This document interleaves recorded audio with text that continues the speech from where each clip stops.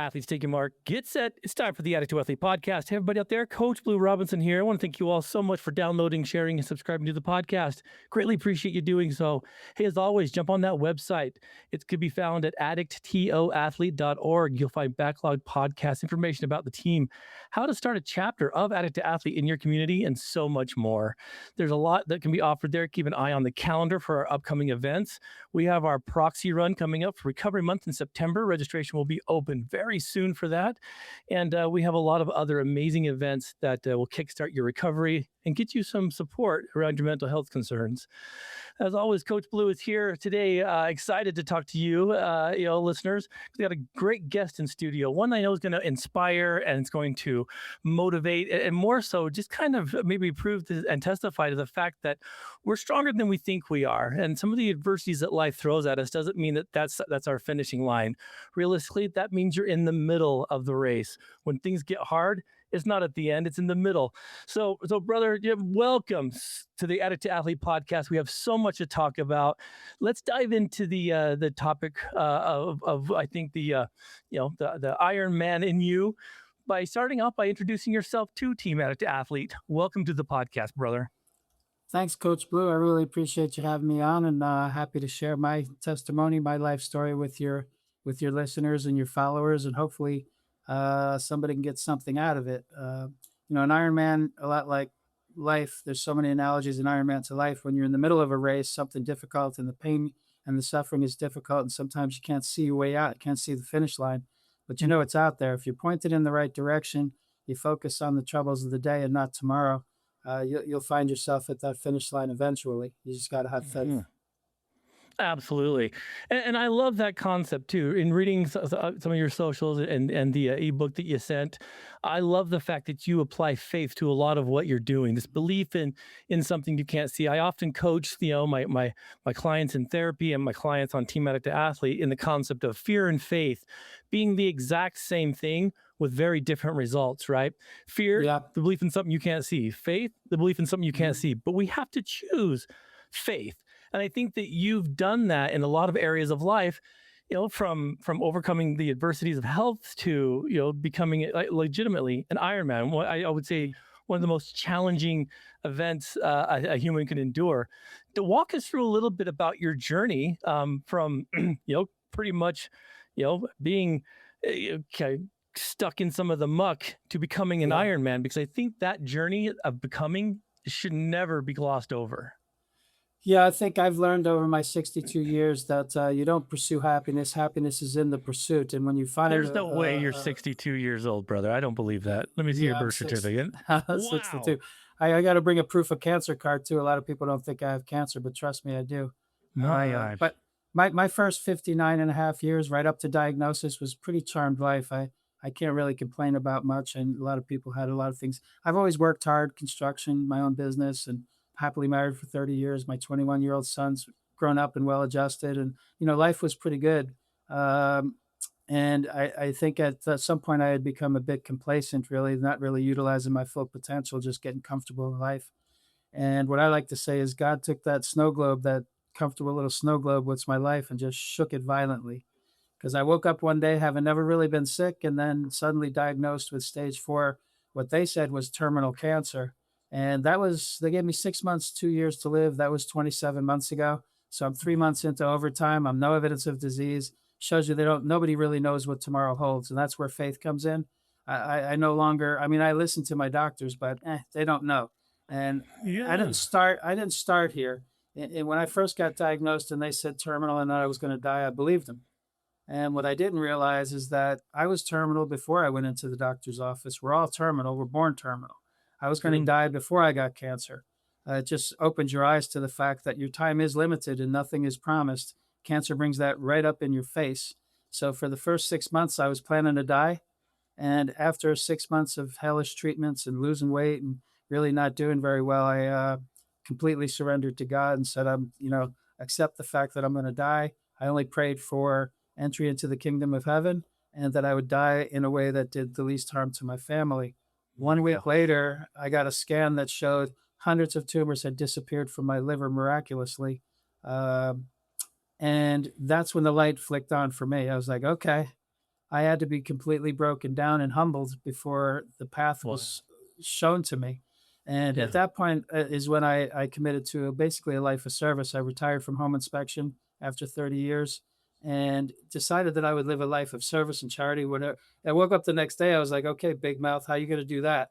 Because I had no idea Yeah. what to do. I mean, I'm a home inspector and I'm starting this whole new thing. So it occurred to me after being in cancer clinics and infusion rooms, the hopelessness, the despair in other people's eyes really was not great. So I decided I would write a book and hopefully try to give faith to the faithless, hope to the hopeless, and show a different way of dealing with the terminal disease. And also, Ironman's always been my passion. So I decided to not only race the Ironman, but race for the Ironman Foundation, which is the charitable wing of Ironman, and raise money for them. So that was my way of doing service, and hopefully the book would be helpful to people. And then I decided to donate the profit from the book to my fundraising goal of $100,000. So everything I'm doing just feels like it's moving in the right direction. And my goal with whatever time I have left is just to try to impact as many people as I can in a positive way. That's why I'm doing the podcast. That's why I wrote the book. That's why I'm doing the Ironman for me personally as well. But people are inspired by the fact that I'm able to do it under these conditions. So, Man, it's that's a lot of incredible. stuff. It's, you know, It is. I'm busier now. It's so funny because I told my wife, I said, you know, I retired and thought I would have more time. Turns out you still only get 24 hours in a day. And I fill them up every day. So Go figure, huh? Yeah. yeah, No, I love that. I think that the analogies too are absolutely brilliant. I mean, your career was to go in and to a home, a place of refuge, and to make sure that everything was in perfect shape so that the family there can thrive.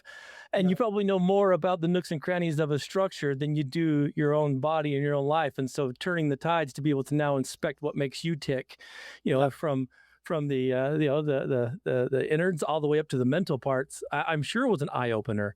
We get so caught up in life where we're focused on what we're doing and what we're doing it for that we kind of forget the person that's navigating the ship ultimately is us. When you yeah, made that shift to start analyzing you, and went from that surrender to the wait a minute, I got a second wind here. I'm going to catch yeah. the second Oh yeah. wind. Did did you kind of believe that it was possible? I mean, you had to, Oh right? yeah. Like, No, once I knew, and see the thing about me, and I have an addictive personality like a lot of people on your shows. When I'm all in, I'm all mhm, in. So when yeah, I surrendered, it's not a little bit. And what I like to say is I was a faithful man, but not a man full of faith. So it was a faith of brilliant. convenience. I was raised Catholic. So I've always believed in God. I've always worn, religious crosses and crucifixes and but Mhm. I wasn't all in. I'd say it's more like a book on a shelf. I pull it down when I need it and when it's convenient for me. But that's not how it works. But now I'm all in, and I realized that once to me, when the tumors disappeared, that was God's way of saying, "You're not done yet. There's more to Yeah. do." And I took that as a signal, and then I just took off. And I'm thankful to cancer, believe it or not, it's for so many things because I wouldn't have been doing these things otherwise. The life I'm leading now, I wouldn't trade for the life I was leading before. Even the life I led before was pretty good. I thank cancer for a couple of things. One, for time. Yeah. I didn't die instantly. I've been around 27 months and I've been able to do a lot of things. Time gives you opportunity, what you do with it. And this is what I'm doing with it. My relationship with my wife, my family, my friends, new people that I'm meeting, it's opened up my life in a way that I would not go back and trade because I'm so happy with the things I'm doing now. So it's been Incredible. extremely rewarding, believe it or not, over the 27 months. And now I'm just excited to see what happens next. Well, you bring up something that I think you have a very unique perspective of, brother, and that's that concept of acceptance. Like, I mean, when you're sitting in the office and you get that look at the doctor, he's like, "Well, it's cancer." Yeah. There are some accepting that has to happen in a lot of different ways. But I think for you, I would love your opinion on this. Accepting the fact that, yes, I've got it, but not accepting the fact that it has to be over. Like you said, you Yeah. were prepared for all those months. And then when that Mhm. second report came out, you accepted it again. How important is it, do you think, for us, people on the front lines of disease or, addictions or medical issues, to not accept what we don't understand? Meaning, like, Yeah. you can accept things, but you don't have to truly embrace those. Like, you know what I'm saying? Like, because you didn't Yeah. just surrender. I'm sure you No. didn't. Like, I how did you the wrap your head around it? it took 6 months. from diagnosis to realization. I was depressed. I was disillusioned. You know, I'd been knocked off my foundation. I came into cancer pretty strong physically, mentally. I was already doing Ironmans. I had a successful business for 30 years. You know, we're doing pretty good. And I was really, I would think, you know, on top of my game, and it just got knocked off the mountain right to the bottom and had to kind of start over and really put things back in perspective. And the one question that came to mind when you're facing the end of your life is, what makes a life worth living, and have I done those things?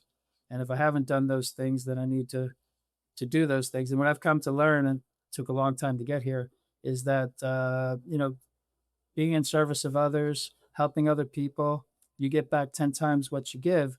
And initially, I thought I had written the book to help people, and it ended up helping me more than you would imagine, because it was a bit of therapy for me.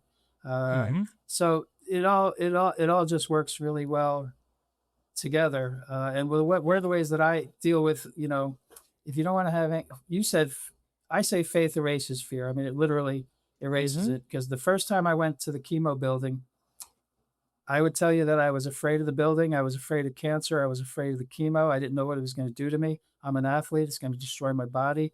Do I need to do this? They say I'm going to die anyway. Maybe I'll just not do it. I was afraid of dying. Fear was the overwhelming emotion.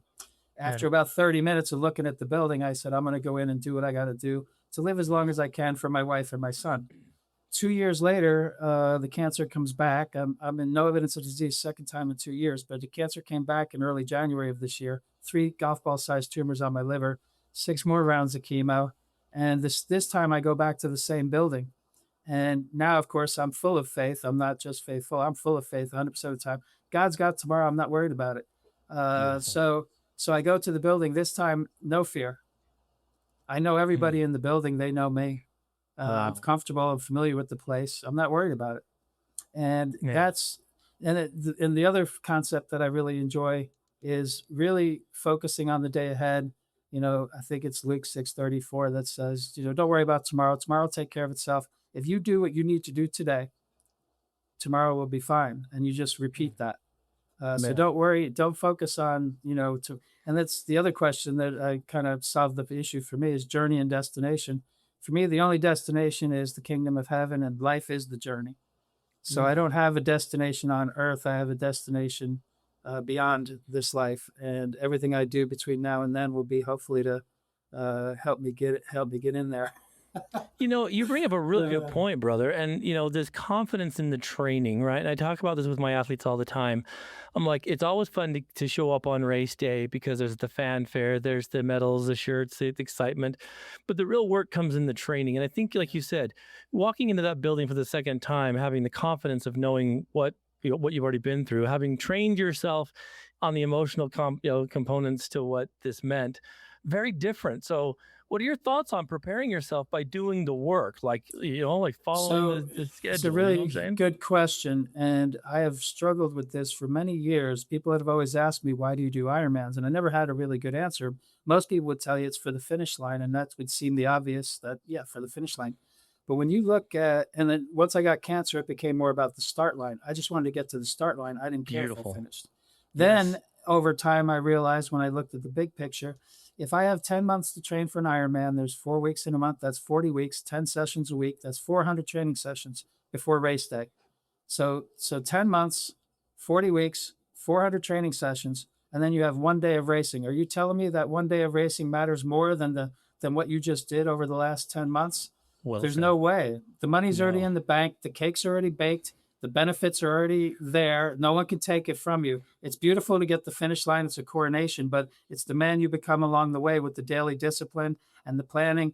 And that's one of the things I love about sports, and I'm sure you do too. If you're trying to get away from bad habits, it's great to have a schedule of events that you have to do throughout the day, and just kind of check them off. I have to do this workout. I got to eat this amount of protein or whatever.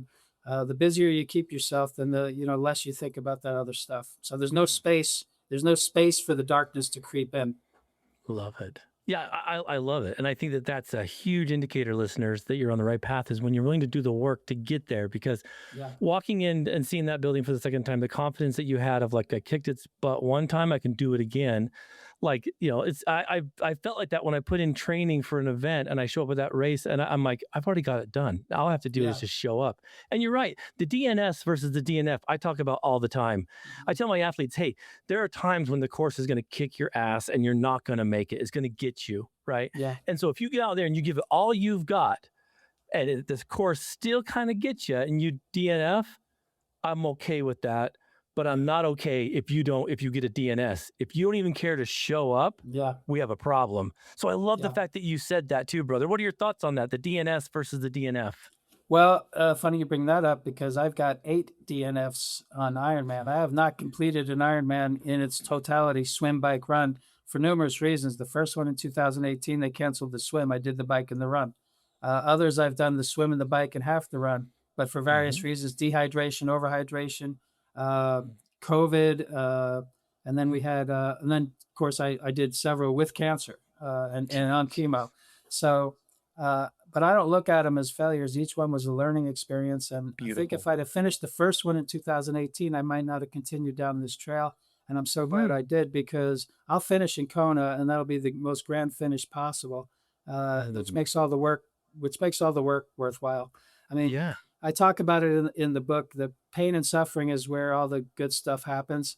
I saw It's where that. it's where you can get rid of all your demons and replenish your soul. But when you get deep into the pain and suffering, that's when you know you're in the right place. That's where you're. But it takes time to get there. So that's why I like the Ironman. It takes 7 or 8 or 9 or 10 hours to get to this place where you can have this spiritual catharsis, this reckoning, this realization that leaves you just feeling, born again, renewed, fresh when you finally do cross the line. So it's so good. And It's listeners, good to that's have what lofty I love goals. it. Get a Yeah, lofty goal, get out there, and if you have lofty pursuits that you're passionate about, you won't have any trouble getting out of bed in the morning. You stay focused on the seriously. positive events of the day. What's there to worry about in tomorrow? I'm excited for tomorrow. It's like Christmas. I can't wait to see what's going to happen tomorrow. Today I get I to meet love it. you. Who knows how many people will inspire or influence or educate or motivate today? So it's For just a sure. good feeling all around. I love it, and I am curious for you, brother. Then what attracted you to the sport of Ironman? And if you wouldn't mind, we do this from time to Mhm. time, but describe to the listeners maybe who are tuning in for the first time what an Ironman is, because to me it's the pinnacle, the longest I've ever done Yeah, as an Olympic. yeah. Ironman seems like amazing. It, Tell the listeners a little about what it is and how you got into it. It's basically the Ironman was invented in 1978. It was the first triathlon ever done, conceived by some Navy Special Forces type guys. 14, 15 guys did the first race in Hawaii, and they argued over who was the best athlete, the swimmer, the biker, or the runner. Well, the admiral said, well, we're going to swim 2.4 miles, we're going to bike 112 miles, and then we're going to run 26.2 miles. Whoever finishes first will be called the Ironman. We'll call him the Ironman. And by 1982, it had picked up so a lot of people started like kind of looking at it, and it got onto ABC Wide World of Sports. And that's when it took off like wildfire. And then, it took decades to get down to where there's littler races, but it started with the big one. And Mm. Kona is the birthplace of it. So for me, I saw it in 1982 while I was in high school. I went to high school in Germany, so I was watching it over there. But that was where the seed was planted. I was fascinated by the sport at that moment. My dad was a marathon runner. He ran races all over the world, Berlin, London, New York. I watched him Oh, cross finish lines, so I was always fascinated by that as well. I started out doing sprints. I started out doing smaller races and just kind of progressed through the process until it really becomes, believe it or not, a bit of an addiction, yeah. or where you become consumed with it on a daily basis. And if you have an addictive personality, it's easy to get addicted to stuff like this. There's so many components to it, but I eventually naturally progressed up to this level where this is the level I enjoy because it consumes really every minute of my day and evening. So much so that our personal family vacations, we call them racecations because we go to race destinations for, my wife can take a vacation and then I have something to do because I'm not going to sit on the Perfect. beach. I'm not going to sit on the Yeah. beach. I can't do it. Yeah. No, it's just I, a passion of mine, and your I passion love could be something different, but you find what you're passionate about and then you pursue that and set your goals a little bit larger than your ability to achieve them because what's going to happen is you're going to surprise yourself along the way. We all do it. We yeah. set the bar just a little too low. Oh yeah, yeah. Addict to Athlete, we have chapters all over the state of Utah and some out, and all of our athletes, we have a chapter of a really large chapter in southern Utah, in St. George, Utah. And as you know, that's Beautiful. Yeah. one of the challenging Ironman. And so we've been down there and Yeah, helped staff absolutely. those. Yeah. Have you done St. George? It's I've never been out to Utah. I put that on my bucket list because it really looks let's get you. otherworldly. It almost looks like Mars or something, you know. So yeah, Absolutely. once I get this world championship out of the way, I've got some plans to do some other races around the country, still with the Ironman Foundation, which is really Right. they're a great charity. They're a 501c3. They've been around for decades. They've given away 60 million or more dollars all over the world. And this is a little fact you may not be aware of. I just became aware of. They teach kids to swim and ride bikes and things like Yeah. that. You know, not a lot of charities are doing that, but I Yep. think just in the city of Detroit alone, 60% of the youth can't swim, Yeah. and that's just one city. So what It's happens when crazy. you teach a kid to swim? They're scared to death of the water. You teach them to swim. Now they've overcome what they thought was an insurmountable obstacle. Ironman Yep. motto is anything is possible. Now, if you Yep. can put that mindset into a child, the next time they come across a difficult thing, whether it's now or later in life, they'll know that they can get through it with a little bit of help, a little bit of guidance, a little bit of hard work. It's the gift that keeps on giving. So I'm proud to be helping them raise money. It feels good to give back to the sport that's given so much to me. I love it. I love it. So I'm curious too about like, this endurance that it takes because chemo, overcoming cancer, there's a certain sense of endurance you have to get. Do you Mhm. believe that the Ironman, this ultra athlete that you are, did that help you kind of persevere through some of those tough times, knowing that there's gonna Oh, be a finish line? I don't know where it is, but it yeah. can't be forever. How did that Yeah, kind of the parallels and the athletic mind help? similarities were Yeah. right there. So I actually joked about it. I said I went from swim, bike, run to chemo, radiation, surgery. Yeah. And it is to me, it's just another race, although this finish line is life and death. So, Mhm. but like I said, I've come to terms with all that. That's in God's hands. And when I die, I go to a better place. It'll be hard for the people I leave behind, but I'm not worried about dying because if you believe as I do, it'll be a better thing than where I'm at now. So, um, Well, and I'd love to know a little bit more about your cheerleaders, these people that are supporting you, your wife, your son, these people that yeah, have been there at your finish lines too. When they yeah, see Iron Man, kind of start demonstrating some human weaknesses, right? Like how hard was it yeah, for them to be like, "Oh my gosh," because you're right, man, there's a big part of that. Like if it was just us, yeah. it'd be fine, but we have these people that care about us, and I'm sure they were Mhm. just as scared and nervous. But watching you fight this good fight sure had to like help boost their morale that hey, I'm not just surrendering. I'm going to Yeah. go the distance. How was it for them? Very difficult, especially in the first 6 months while I was still trying to figure out where I'm at. Now that I'm thriving and all this good news is coming out, I mean, my son thinks I'm Superman. He doesn't think I'm ever going to die. But in the back of my head, and my wife's been tremendous. We've been married for 30 years. I like to say I've been happily married for 30 years. She's been happily married for 25. I love it. Uh, but no, I we love have a it. great relationship. And one of the gifts cancer's given me is the ability to become a lot more humble. I was probably, I would say I would say I was pretty arrogant before, a little full of myself for sure. I used to joke that my greatest weakness was my lack of humility, but that I make up for it with overconfidence. Mm, yeah. But I was just a little full of myself, and like I said, cancer knocks you down and really makes you realize that you're just, you know, you're human and you have weaknesses, and it's allowed me to open up and be humble in a way that's improved my relationships. And again, it's one of those things like you do charity, you get 10 times back. When I went to my wife and my father and my mother and had conversations that were open, honest, and real, I got so much more back, and now again, I'm happy for cancer. I'm thankful to cancer for putting me in a position to get these things right before I die. Amazing. Tell me about the difference between your last Ironman event before diagnosis and your first after. Tell me about the scale. Yeah, the I had one 6 months before my diagnosis that again didn't go. I got to like the half marathon. I was 13 miles from finishing and just couldn't finish. At this Where point, I'm were pretty you? sure Which one was it? Chattanooga. Okay. I've been back and forth between Chattanooga and Texas a lot. Um, Gotcha. but at this point, I was still was you know I was probably had cancer and didn't know it. And that's the Right. thing with colorectal cancer, flies under the radar. A lot of people, when they find out they have colorectal cancer, it's a stage 4 already.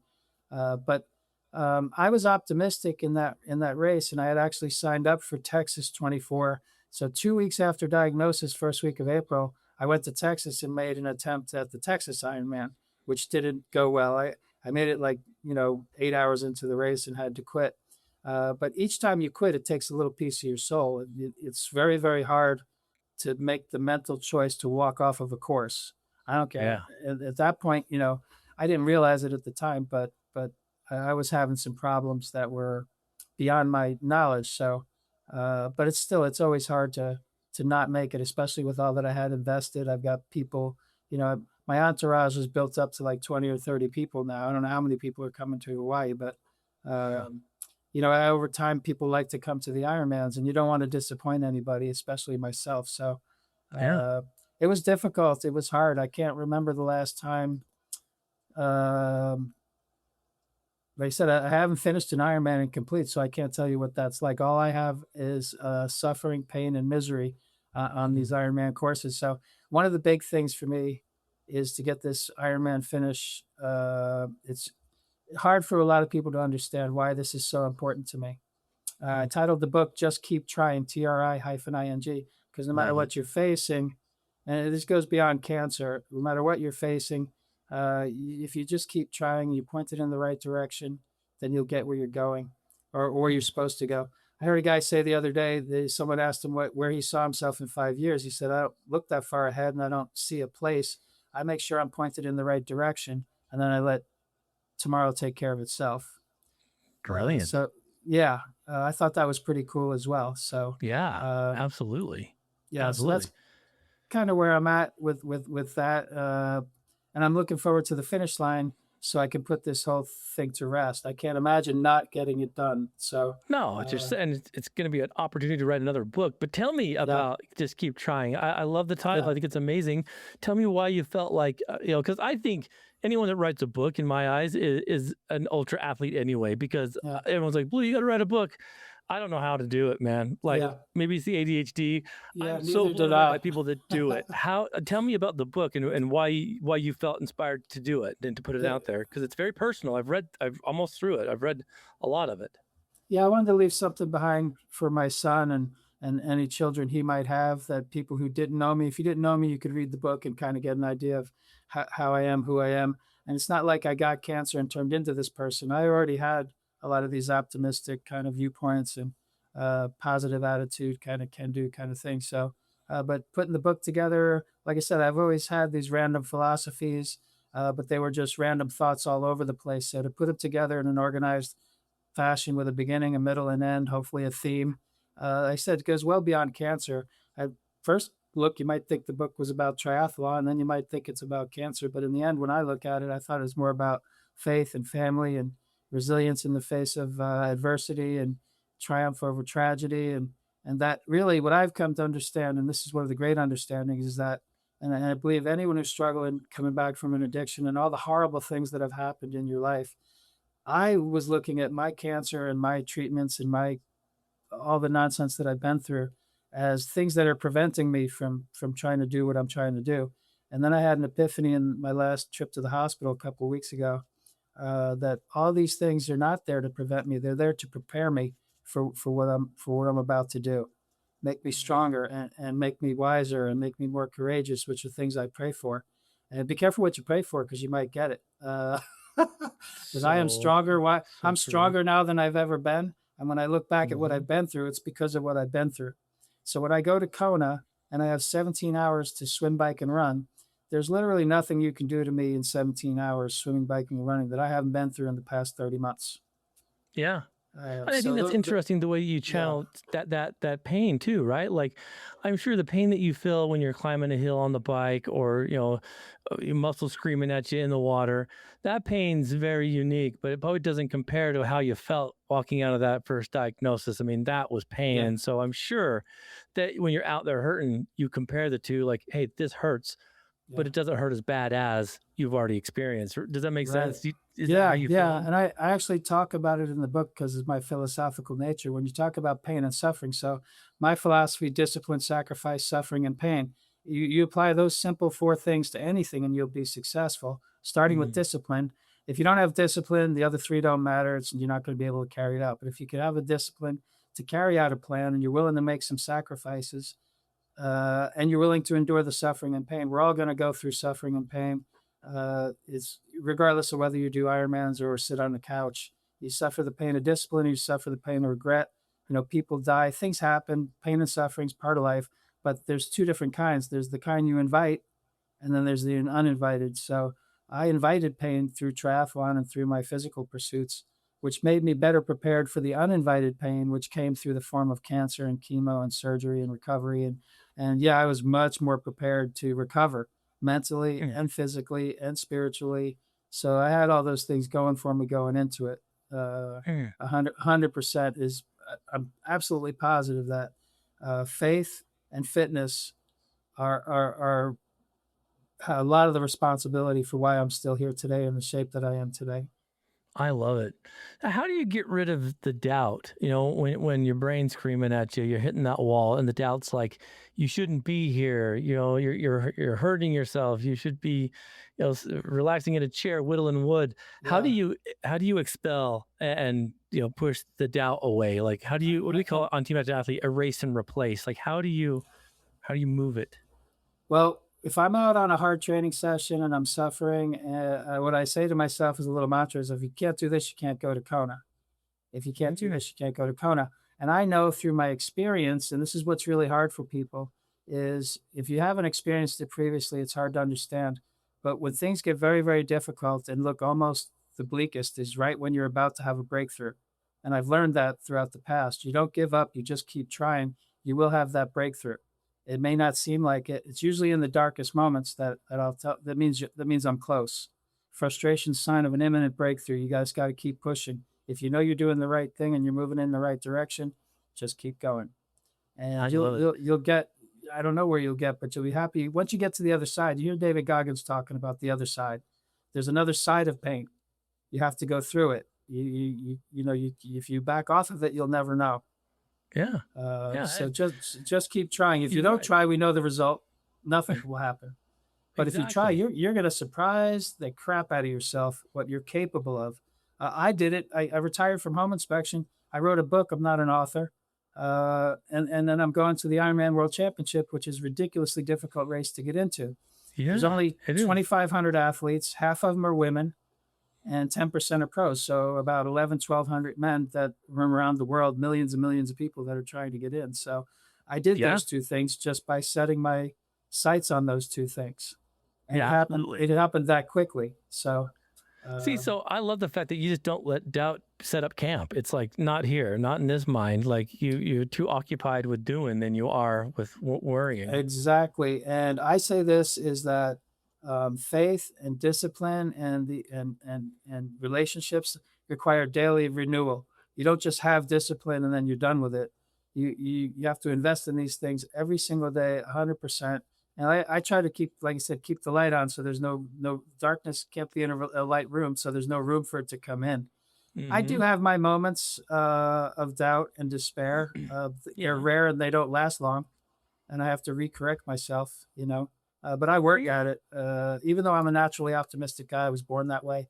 I still work Hmm. at it. I still have to, uh, you know, invest in it every single day. But Yeah. I love it. I love the disciplined lifestyle. I know exactly what I'm going to do each day. I know what I'm going to do tomorrow. So, and mostly it's all revolves around, I've really, and again, thankful to cancer for simplifying my life. You asked one of the reasons, how do you write a book? I'm sure your life is pretty busy. Well, you get a terminal disease, you retire from your work, and you narrow your focus to a few simple things. Yeah. Which I hope that Absolutely. I hope that's not your course, but that's what happened to me. Uh-huh. So my focus now is very simple. I want to, make it arrive. It was arrive alive in Kona, but it looks like that's going to happen now. Yeah. So I'll make it to Kona, hopefully with enough fitness to finish in under 17 hours so I can complete that goal. to promote the book and to raise $100,000 for the Ironman Foundation. That's it. You're gonna nail it just because you've got the motor in there, and I think that's amazing. And for those listeners that may not know, Kona is like the Super Bowl of triathlon. It's like the crown jewel, and it's hard. I mean, there's no doubt about it. But you've earned your spot there, and I think it's gonna be amazing. Is it still in October? Is that when this bad boy is? October 10th, 2026, on the Big Island of Kona. Yep, you swim in the ocean and then ride through the lava fields, and it's a unique environment that's just can't be duplicated anywhere else. I'd say same with Utah. Even when they did the championship in Utah, it's not the same as Kona, but man, you couldn't pick a better, more unique kind of terrain. Oh, and the mountains. That's the thing you don't get in Kona is you don't get the elevation. They do have elevation. It's just not anything like Utah. So nothing like it out here. Yeah. But that's the thing, and I'm sure that you've been inspired by other Ironmen that you've rubbed shoulders with out on the course. How have they inspired you to keep going? Because there's so many of them that have such unique stories, and they're unique whys. How has getting to know some of them inspired you too? Because like it's this group cohesive. Like if they can do it, I can do it. We can do it. But it's been said before, and I totally agree. If you want to elevate your existence and your consciousness and who you are as a human, then you surround yourself with people that are like that. And that's why I'm drawn to the Ironman community. I think anything in the race community, basically really super supportive. Everybody's kind of got, even though I don't know anybody, there's 2,500 athletes. I don't know all these people, but I do know them because we have that similarity. There's almost a kind of a brotherhood, sisterhood amongst all the triathletes. And then the Ironman organization is tremendous. The people that work there are phenomenal. The foundation, same thing. I've really got an opportunity to meet some great people. And the other teammates on the team, Greg Schaefer's got Parkinson's syndrome. He's competing. And there's a number of other stories within the foundation about, the Ironman motto is anything is possible. And they always leave room in the race for Chris Nikic, just with first young man with Down syndrome to ever do the Ironman. They got blind people. They got, people with no legs. You'd be surprised. Some of these people do. And when you see that, it's just so inspirational. It makes you wonder what I could do. And I always watched it for years and years. And now I can't believe I'm actually one of those people that has an opportunity to maybe inspire somebody else. Oh, for sure. But there's some kid, in Germany is going to be watching it being like, hey, if he can do it, I can do it. I mean, that's what I think is beautiful about this. It's the self-efficacy of it all, right? It's this, I can see someone do that. So if they can, why can't I? And all you have to do is be, I guess, emboldened enough to show up at that starting line, do the training and get there. Because I think there could be no sweeter gift than showing up for yourself, wouldn't you say? Yeah, absolutely. And, one of the messages I wanted to kind of get across is you don't have to wait for a terminal disease to do these things. You can do it. You can make some changes in your life before that. If there's something you want to do, you can do a complete about face. I know that's what I did. And I'm living a more meaningful, purposeful, happy, well-adjusted life now than I ever have. So again, cancer is the worst thing that's ever happened to me. It's also the best thing that's ever happened to me. And that is the challenge in life, is to take the turmoil and the tragedy and turn it into something good, learn from it, grow from it. That's what you're supposed to do as a human, is continue to learn and grow, and then share your experience to help others if you can. I absolutely agree.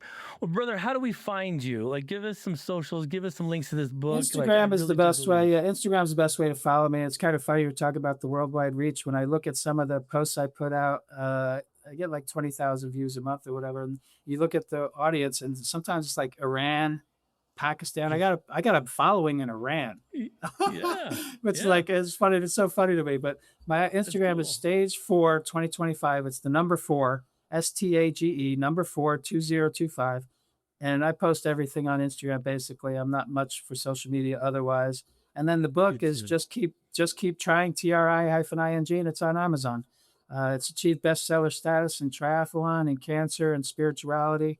I think anyone who buys the book will certainly get something out of it. I've had feedback from teenagers to people who are 90 years old, men and women. Everybody seems to pull something different out of it.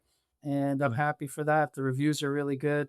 I think you'll enjoy it. And then it's also a charitable contribution. So hopefully you get something out of it, but the money you spend, whatever the profit goes to the Ironman Foundation until we reach our fundraising goal of 100,000. I'm getting close to 26, 27,000 now.